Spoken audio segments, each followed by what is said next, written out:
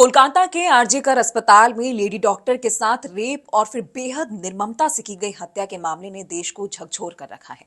इस मामले का मुख्य आरोपी संजय रॉय सलाखों के पीछे तो है, लेकिन वह अब सीबीआई को ही झांसा दे रहा है। लेडी डॉक्टर के माता पिता अब तक अपनी बेटी के सदमे में हैं। डॉक्टर बिटिया बेहद होनहार थी। उसका मकसद मेडिकल फील्ड में गोल्ड मेडल लाना था।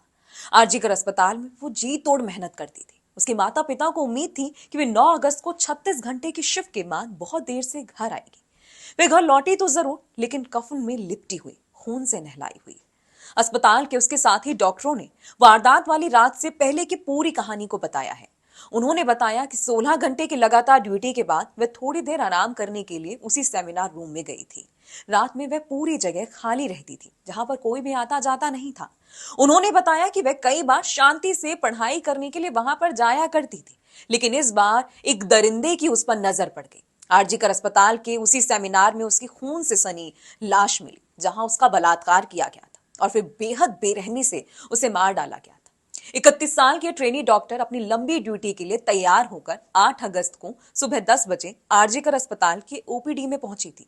वह शुरुआत में कैंपस के ही एक हॉस्टल में रहा करती थी, लेकिन वह करीब साल भर से अपने माता पिता के साथ घर पर रहती थी और अस्पताल के लिए करीब 14 किलोमीटर दूर अप डाउन किया करती थी। आरजीकर अस्पताल में उसके साथ ही काम करने वाले एक डॉक्टर ने कहा कि जब वह अस्पताल में दाखिल हुई तो ओपीडी में मरीजों की भीड़ थी और फिर वह तुरंत काम से लग गई। उसने 6 मरीजों को भर्ती किया और उसके पास चाय पीने के लिए कुछ पलों के अलावा आराम करने का कोई समय नहीं था। ओपीडी में उसके साथ एक रेजिडेंट मेडिकल ऑफिसर, एक वरिष्ठ रेजिडेंट डॉक्टर, एक फैकल्टी मेंबर के साथ साथ ही इंटर्न और हाउस स्टाफ भी शामिल थे। दोपहर 3 बजे तक वैसी ओपीडी में काम करती रही। फिर उसके बाद वह वार्ड में अपनी टीम के साथ शामिल हो गई। उसकी टीम ने दोपहर का खाना मंगवाया। चूंकि वो देर से आई थी, इसलिए उन्होंने उसका खाना अलग रख दिया। 3rd ईयर के एक ट्रेनी डॉक्टर ने कहा कि वह दोपहर 3 बजे के बाद आई और उसने अपना खाना बगल के स्लीप रूम में खाया, जहां पर हम आमतौर पर खाते हैं। वह थोड़ी सी संकोची थी, लेकिन बहुत केंद्रित थी। एक सीनियर फैकल्टी मेंबर और मैं उसे किसी मरीज की हालत खराब होने पर कॉल करने के लिए कहकर शाम लगभग 4:30 बजे के आसपास चले गए थे, लेकिन उसका कॉल कभी नहीं आया और अगली सुबह मुझे उसकी भयानक मौत के बारे में पता चला। देर से लंच के बाद वे अपनी यूनिट में मरीजों की देखभाल करने के लिए जल्दी से निकल पड़ी।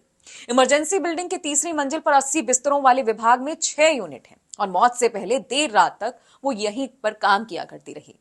उसके साथ उस रात ड्यूटी पर डॉक्टरों ने बताया कि उसने आधी रात के आसपास डिनर के लिए ब्रेक लिया और फिर 9 अगस्त को देर रात 2 बजे के आसपास आराम करने के लिए सेमिनार हॉल में चली गई।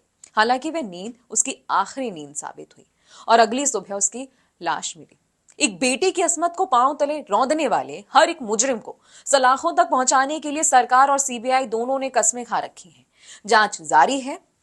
मुख्य आरोपी संजय रॉय की निशानदेही पर सीबीआई हर दिन उन कसूरवारों तक पहुंचने की कोशिशें कर रही है जो उस रात उस हैवान के साथ ही थे।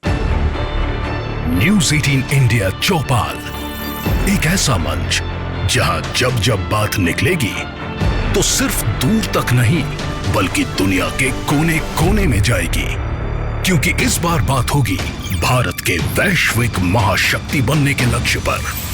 सरकार, समाज, सेलिब्रिटी और स्पोर्ट्स स्टार्स के साथ न्यूज़ 18 इंडिया चौपाल देखिए सिर्फ न्यूज़ 18 इंडिया पर।